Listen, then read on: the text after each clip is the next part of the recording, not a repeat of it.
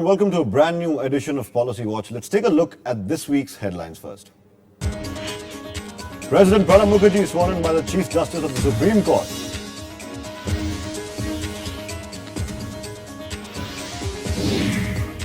Markets start this week with a morbid Monday. Asian markets stumble. Sensex loses over 287 points.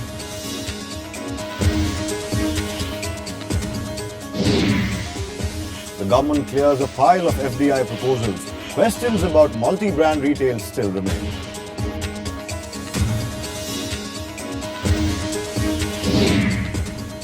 Petrol and diesel prices revised in some states. Policy Watch tells you why.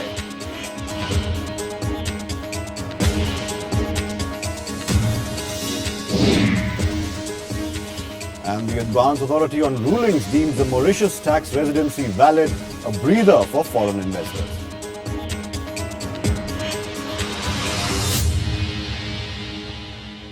So the headlines, my guest this week is Dinesh Narayanan, Senior Editor of Forbes India magazine. Great to have you back on the show, Dinesh. We'll start off with our first story directly and let's take a look at what that is.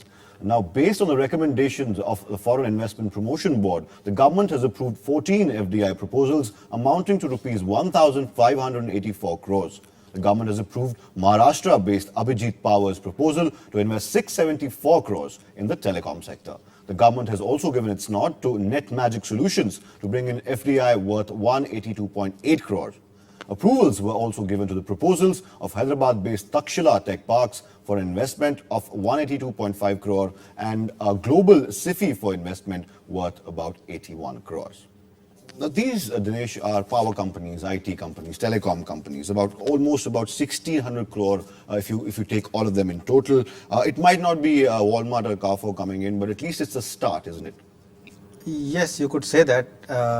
The country certainly needs dollars, whether it's in the form of FDI or FII, considering the current account deficit and the state of both the internal as well as the external finances. The country certainly needs it. So you could say that it's a start. Somewhere, right. Let me also tell my viewers that the government has also cleared the proposal of Pune-based Bajaj Finserv, which was seeking a nod for issue of equity shares to carry out NBFC activities directly and through subsidiaries. It proposes now, Bajaj Finserv, to bring in FDI worth 100 crore rupees. Now, how naive of me would it be, Dinesh, to think that a particular speech by a particular president expressing in ideas on how India needs to open up to the world had a little something to do with expediting the proceedings? I don't know if it is a direct connection, but certainly there has been pressure on the Indian government from other governments, especially the US government. You're probably referring to President Obama. So there has been pressure on the Indian government to open up more and more. And FDI in retail, FDI in civil aviation, FDI and insurance. Now, these are sectors which, more than the impact of the money which would come in, it's also a feel-good factor. It's about the message. It's also about the sentiment. It's also about the message that the country is giving out. So, to that extent, it is important, and those sectors, as you know, has not happened. Right. Is it also perhaps an indication that the government is just waiting for the right moment to bring to the fore the multi-brand retail itself again, because it has been under pressure from so many circles. Industry is obviously whining right now because FDI. Inflation is all-time high. The government's abroad also pressuring. Do you think perhaps this is an indication that they're just waiting for the right moment? Even in this meeting of the FIPB, there was one proposal, a retail proposal, which was there. Even that was not allowed. That was not a multi-brand retail. It was a single brand retail. Even that was not allowed for technical reasons, they say. But I wouldn't know that whether it is technical reasons or for more political reasons as well. Because anything which would say retail would probably attract a lot of flack. Right. But yes, the retail FDI, I think it will take quite some time. Yeah, the government has this window till the next round of assembly elections. I think November, December is when that happens.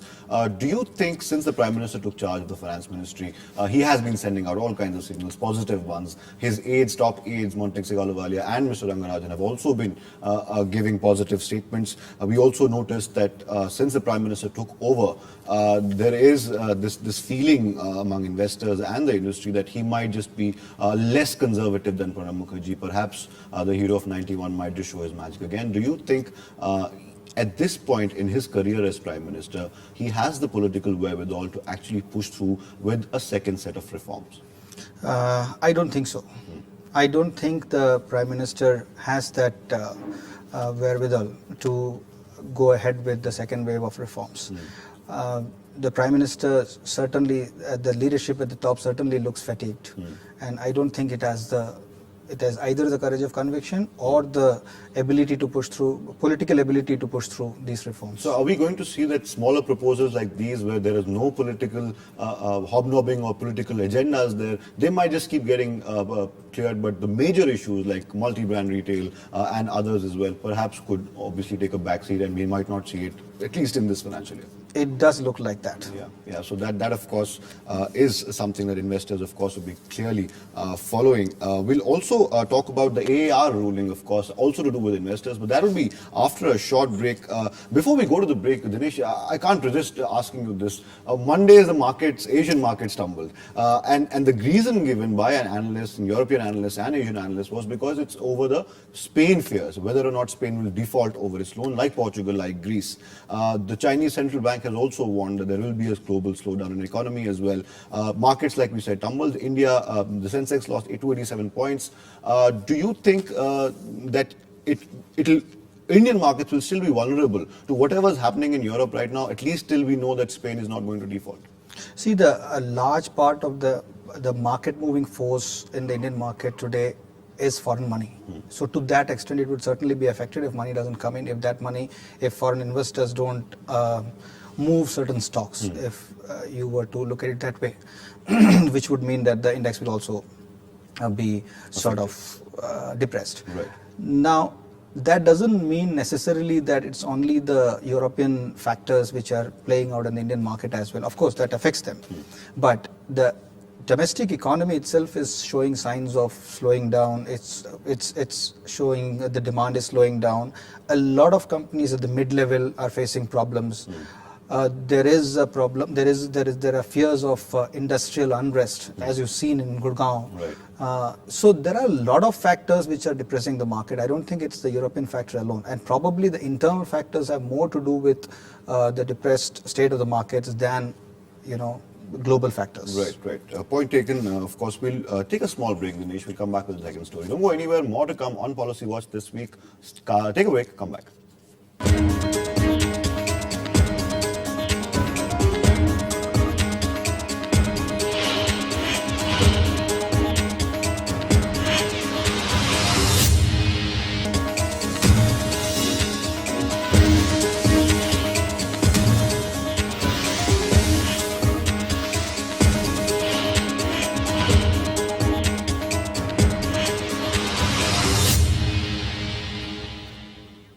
Welcome back to Policy Watch. There is, of course, some more news on the investment front. There is some respite for investors who want to route their investments into India via Mauritius. The Authority on Advanced Tax Rulings has deemed that a Mauritius tax residency certificate is enough for companies to avail tax benefits under the India-Mauritius Tax Treaty. The GAAR or GAR also rejected the taxman's attempts to apply principles akin to general anti-avoidance rules. The decision comes as a breather for investors who have been shying away given the uncertainty on the GAR front in the past few months. We filed a story. Take a look.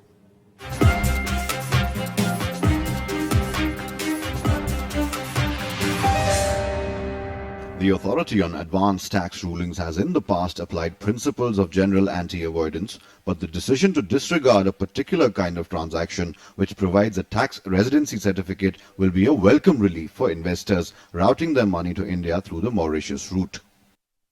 The recent advanced tax ruling about GAR definitely will give some relief to the foreign investors. Of course, advanced ruling will have only limited legislation in the sense that it may not be a final authority to give that kind of clarity. I think the real guidelines have to come from the Finance Ministry and the Department of Income Tax. I think then only it will have more legal validity. Having said that, advanced ruling will have some relief for the temporary point of view. I think that is definitely a welcome move.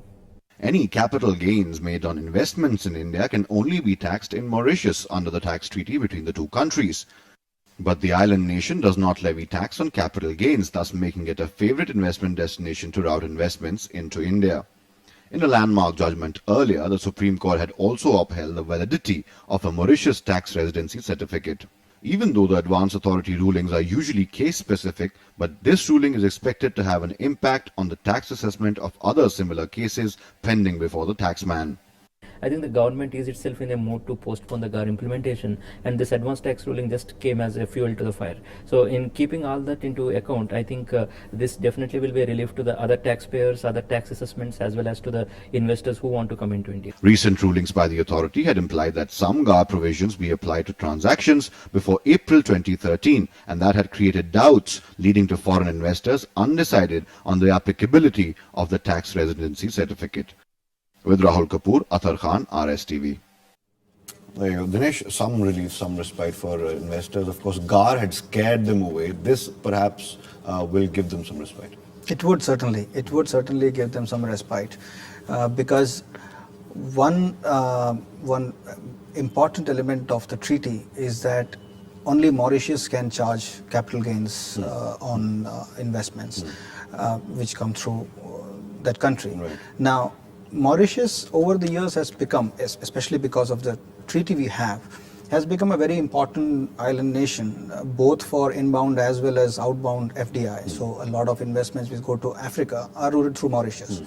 Now, the same thing, the inward inward FDI also comes from Mauritius.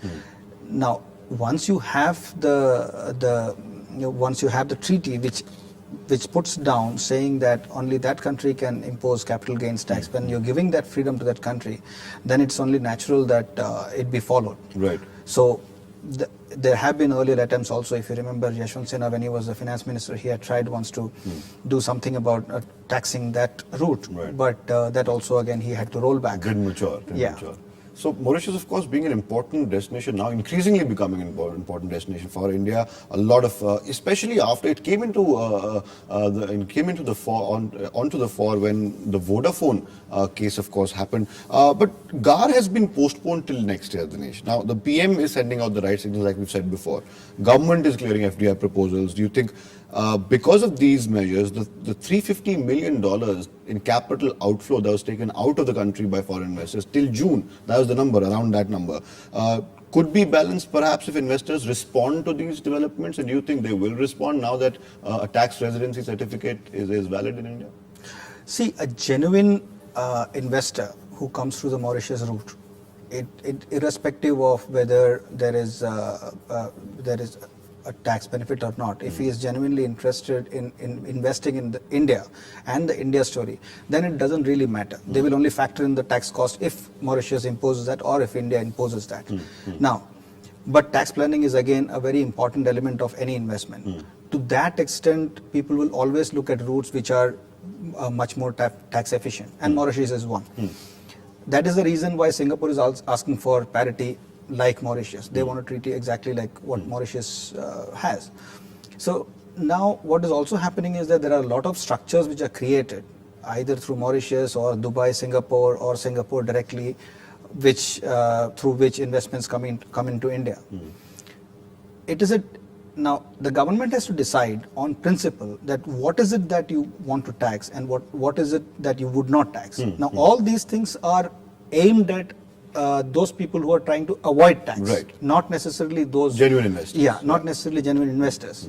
Now you have to figure out a way. How would you filter out the people who are avoiding tax and not necessarily trying to look at ways which are tax efficient? Right. So there has to be that distinction between people trying to be tax efficient and, of course, people trying to avoid tax. Absolutely. This particular ruling will also probably, Dinesh, have an impact on, and the ruling says so itself, on other similar cases. As well, in front of the taxman. Tax assessment is going to be a different ballgame now, because, and do you think because of this ruling there could be a complaint from the taxman authorities that it kind of restricts their movements and kind of restricts their power? Do you think this particular ruling will have an effect on other similar cases as well? I think the taxman has enough powers if they go about in a systematic way according to the current existing tax rules. I think there are enough ways to plug these loopholes. To detect avoidance. Absolutely. Right. And this, because the reason I asked you this question was because the ruling also said that other cases, similar cases, whose transactions are being done before April 1, 2013, could follow the same lead when the taxman is assessing those cases. So if they also have a tax residency, that will also be valid. So that's of course another positive for investors trying to route their money into India through Mauritius, of course. We'll take another short break right now. We'll come back with the third story, Dinesh. And the third story, of course, is the revision of prices in some states of petrol, diesel, and cooking gas.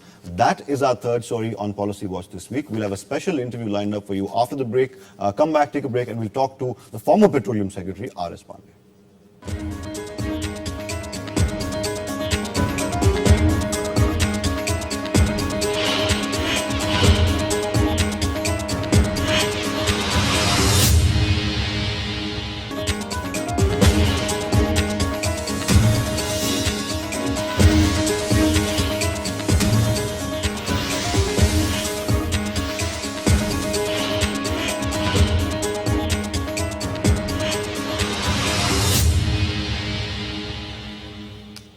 Welcome back to Policy Watch. Now, diesel, petrol and cooking gas prices in several states, including Assam, Bihar, West Bengal and Maharashtra, have been increased, while some states like Gujarat, Karnataka, Goa and Orissa will now get cheaper fuel. The increase is up to 1.95 per litre in diesel rates, while the reduction is up to 62 paisa per litre.